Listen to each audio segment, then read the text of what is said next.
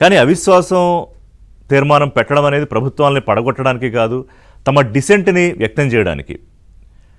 ఈ పలానా అంశాల మీద మా విజ్ఞప్తులు పట్టించుకోవట్లేదు, లేకపోతే మమ్మల్ని కన్సిడర్ చేయట్లేదు, లేకపోతే సభ హై హ్యాండెడ్గా నడిపిస్తున్నారు, ఇట్లా ప్రజలకి ఒక విషయం చెప్పడానికి అవిశ్వాస తీర్మానం పెడతారు. కానీ చరిత్రలో ఎప్పుడూ లేనట్టుగా లోక్సభ స్పీకర్ మీద ప్రతిపక్షాలు అవిశ్వాసం పెట్టబోతున్నాయి. దానికి సంబంధించి వాళ్ళ నోటీస్ ఇవ్వబోతున్నాయి. గతంలో ఒకసారి రాజ్యసభ చైర్మన్ ధన్కర్ మీద ప్రవేశపెట్టారు, నోటీస్ ఇచ్చారు. అప్పట్లో ఆయన అనేక వివాదాస్పద బిహేవియర్ ఉండేది. సో దాని మీద అవిశ్వాసం ప్రవేశపెట్టారు. కానీ ఇప్పుడు లోక్సభ స్పీకర్ ఓం బిర్లాపై ఎందుకు అవిశ్వాసం ప్రవేశపెడుతున్నారు? ఒకటి, రాష్ట్రపతికి ధన్యవాద తీర్మానానికి సంబంధించి ప్రసంగంలో ప్రతిపక్ష నేత కాంగ్రెస్ అగ్రనాయకుడు రాహుల్ గాంధీకి సమయం ఇవ్వట్లేదు స్పీకరు. అలాగే విపక్ష ఎంపీలను 8 మందిని సస్పెండ్ చేశారు సభ నుంచి. మొత్తం లోక్సభ సమావేశాలు మొత్తం వాళ్ళు రావడానికి అవకాశం లేదు. ఏ అంశం మీద కూడా విపక్షాలకు మాట్లాడే అవకాశం ఇవ్వట్లేదు. ప్రభుత్వం వైపునే బయాస్డ్గా స్పీకర్ బిహేవ్ చేస్తున్నారు. సాధారణంగా స్పీకరు ఇది రాష్ట్ర అసెంబ్లీలో కానీ దేశంలో కానీ అధికార పక్షం నుంచి ఉంటారు. అధికార పక్షం నుంచి గెలిచిన సభ్యుడు స్పీకర్ స్థానంలో ఎన్నిక కాబడతారు సాధారణంగా. సో కొంత ఎంత కాదనుకున్నా అధికార పక్షం వైపు కొంత మొగ్గు ఉంటుంది. కానీ మరీ బయాస్డ్గా కనిపించకూడదు. ఈసారి అది జరుగుతోందా ఓం బిర్లా విషయంలో? అందుకనే కొంత విపక్షాలు ఈసారి ఎప్పుడూ లేనట్టుగా, ఎప్పుడూ ప్రెసిడెంట్ లేదు, స్పీకర్ అడ్మిట్ చేయాల్సిన స్పీకర్ మీద, అంటే ప్రభుత్వం మీద అవిశ్వాసం పెడితే అడ్మిట్ చేయాల్సిన స్పీకర్ మీదే, స్పీకర్ స్థానం మీదే అవిశ్వాసం పెట్టడం అనేది. అలాగే మొన్న స్పీకర్ చేసిన ఒక కామెంటు మొత్తం దేశం మొత్తం అవాక్కయ్యేలా చేసింది. ప్రధానమంత్రి సభకు రావట్లేదు, మాకు భయపడుతున్నారు, సమాధానం చెప్పట్లేదు అని విపక్ష ఎంపీల ఆరోపణలు. అయితే దానికి స్పీకర్ ఏమన్నారంటే, నేనే ప్రధానమంత్రిని సభకి రావద్దన్నాను, ఎందుకంటే కాంగ్రెస్ మహిళా ఎంపీలు ప్రధాని మీద దాడి చేస్తారనే సమాచారం నాకు ఉంది కాబట్టి నేనే ప్రధానమంత్రిని రావద్దన్నాను అని. అలా చేస్తే అది సభకి గౌరవం కాదు, దేశ ప్రతిష్టకు గౌరవం కాదు అని. ఒకసారి లోక్సభ స్పీకర్ ఏమన్నారో విందాం. तो मेरे पास पुख्ता ऐसी जानकारी आई कि कांग्रेस पार्टी के कई सदस्य माननीय प्रधानमंत्री जी के आसन पर पहुंचकर कोई भी अप्रत्याशित घटना कर सकते थे। ये दृश्य मैंने सदन में देखा भी सही।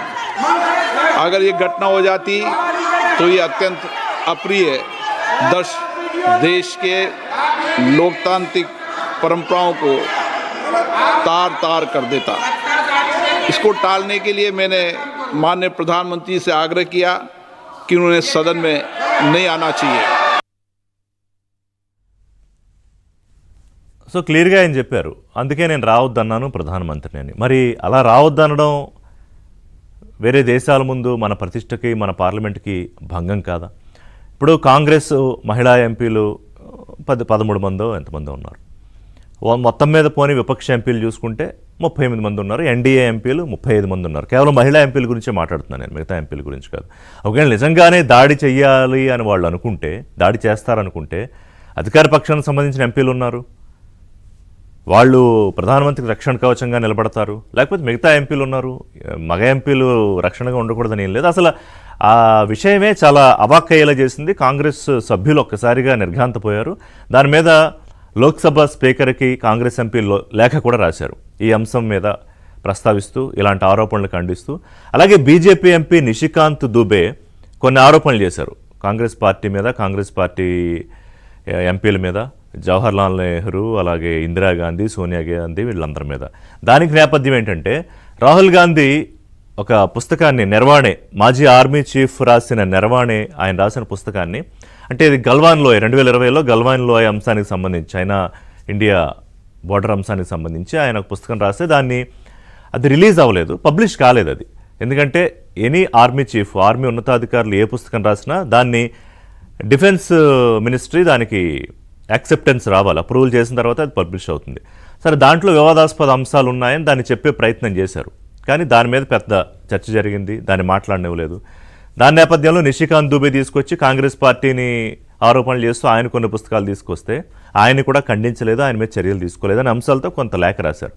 సో ఈ బడ్జెట్ సమావేశాలు ప్రారంభం అయినప్పటి నుంచి కూడా పార్లమెంటులో ఈ నరవాణి బుక్ పుస్తకం అంశం కానివ్వండి, లేకపోతే ఈ భారత్ అమెరికా ట్రేడ్ డీల్ అంశం కానివ్వండి, లేకపోతే రాహుల్ గాంధీని సభలో మాట్లాడనివ్వట్లేదని, లేకపోతే మహిళా ఎంపీలు దాడి చేస్తారని సమాచారం ఉందని రావద్దన్నానని, లేకపోతే స్పీకరు ఈ 8 మంది సభ్యుల్ని సస్పెండ్ చేసిన అంశం మీద కానివ్వండి, ఓవరాల్గా వీటన్నిటి మీద కూడా సభ సజావుగా జరుగుతున్న పరిస్థితి లేదు.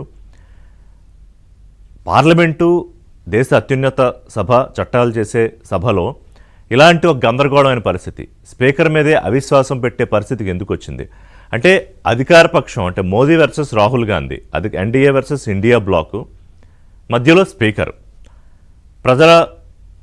ప్రజలకు ఒక కాన్ఫిడెన్స్ ఇవ్వాల్సిన సభ తనే కాన్ఫిడెన్స్ కోల్పోయిందా?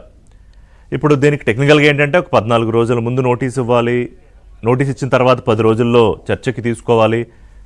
ఇప్పటికీ 103 మంది ఎంపీల సంతకాలు తీసుకున్నారు, 103 మంది ఎంపీల సంతకాలు తీసుకున్నారు. సో అవిశ్వాసం నోటీస్ ఇవాళ తీసుకుంటారా, తీసుకోవడానికి తప్పదా, తీసుకున్న తర్వాత నిజంగా చర్చకు వస్తుందా? నేను ముందే చెప్పినట్టుగా బలాబలాలు చూస్తే ఎన్డీఏ బ్లాక్కి ఖచ్చితంగా బలం ఎక్కువ ఉంటుంది అధికార పక్షానికి, ఐఎన్డీఏ బ్లాక్కి ఈ మెజారిటీ ఉండదు కాబట్టి స్పీకర్ని వాళ్ళు తొలగించలేరు.